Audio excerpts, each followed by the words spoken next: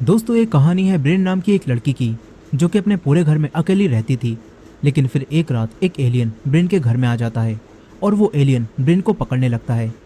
मगर वो alien Brin को क्यों पकड़ना चाहता है और क्या ब्रिन उस एलियन से बच पाएगी? चलिए देखते हैं इस कहानी में। तो कहानी की शुरुआत में हम जंगलों के बीच बने एक घर में ब्रिन को देखते हैं। ब्रिन इस पूरे घर में अकेली रहती है और उसका घर भी टाउन से बाहर बना है। ब्रिन की मॉम के मरने के बाद अब इस दुनिया में उसका कोई भी नहीं है। लेकिन ब्रिन की मॉम का सपना था कि वो पूरे टाउन का एक मॉडल बनाए और अब ब्रिन टाउन के मॉडल को बनाकर अपनी मॉम का सपना पूरा करना चाहती है। अब ब्रिन एक पार्सल तैयार करके उसे पोस्ट करने जाने लगती है। तभी ब्रिन को उसके घर के बाहर एक गोला बना दिखता है। ब्रिन को समझ नहीं आता कि ये गोला यहाँ कैसे बना, लेकिन ब्रिन इस बात पर खास ध्यान नहीं देती और उस जगह पर पानी डालती है और अपनी गाड़ी में आकर बैठ जाती है। ब्रिन स्माइल करने की कोशिश करती है। इसके बाद वो शहर की तरफ जाने लगती है। इसी दौरान उसे अपने टाउन का एक लड़का दिखता है। ब्रिन उस लड़के को पसंद करती है।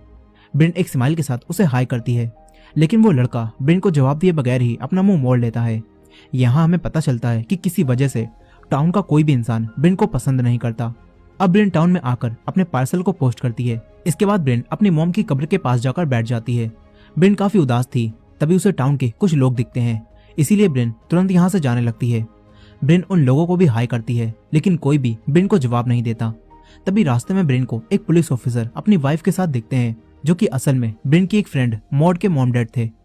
मगर ब्रिन उन्हें देखते ही छुप जाती है और जब वो यहाँ से चले जाते हैं तो ब्रिन चैन की सांस लेती है। इसके बाद ब्रिन अपने घर वापस आकर अपनी दोस्त मॉड को लेटर लिखती है और उसे बताती है कि मैंने आज तुम्हारे मॉम डैड को देखा। अब तभी यहाँ पर एक मेलमैन आता है। वो ब्रिन के लिए एक पार्सल लाया था, लेकिन वो भी उस पार्सल को बाहर ही फेंक कर यहाँ से चला जाता है। ब्रिन उस पार्सल को उठाकर लाती है और अपने घर में आकर एक गाना चलाती है और अकेले ही डांस करने लगती है। उस पार्सल में स्कूल का एक मॉडल था, जिसे ब्रिन अपने टाउन के मॉडल में रख देती है। इसके बाद ब्रिन अपने रोज के काम करने लगती है। इसी दौरान हम देखते हैं कि ब्रिन बहुत अकेली है। हालांकि वो अकेली नहीं रहना चाहती, लेकिन पास्ट में कुछ ऐसा हुआ है जिससे पूरे टाउन के लोग उसे पसंद नहीं करते और इसी वजह से ब्रिन टाउन से बाहर जंगलों के बीच रहती है। अब ब्रिन अपनी दोस्त मॉड को याद करती है और उसी लेटर में लिखती है कि यकीन नहीं होता कि 10 साल बीत चुके हैं, लेकिन आज भी मैं खुद को माफ नहीं कर पाऊंगी।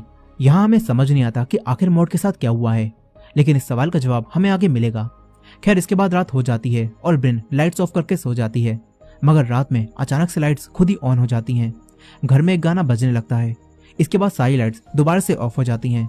तभी बाहर से कुछ गिरने की आवाज आती है, जिससे ब्रिन की आंख खुल जाती है। ब्रिन देखती है कि कोई डस्टबिन के अंदर के कचरे को बाहर फैला रहा है।